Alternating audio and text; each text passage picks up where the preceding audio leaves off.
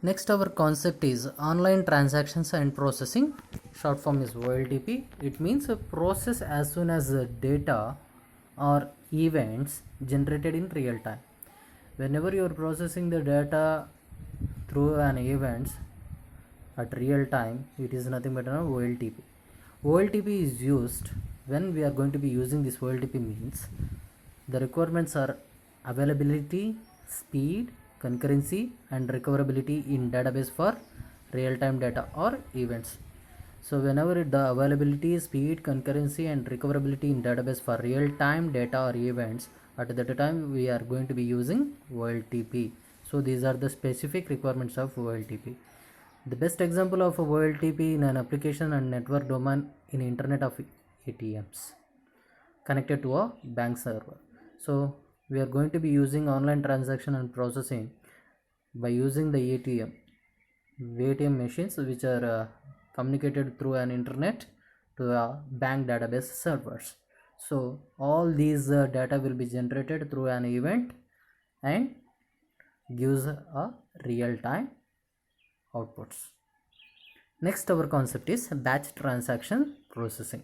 Batch transaction processing means the execution of a series of transactions without user interactions. So it means a series of transactions are executing without the user interactions. Without giving the user interaction, a series of transaction may executes. Transaction jobs are set up so they can run to completion.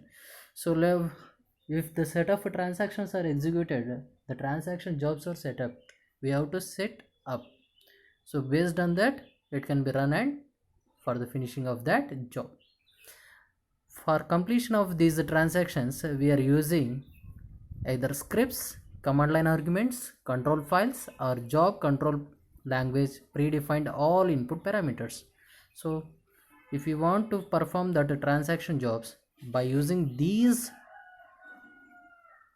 things, we can predefine all the input parameters. Whenever all the input parameters is defined, it will execute and gives the batch processing output. Let us see.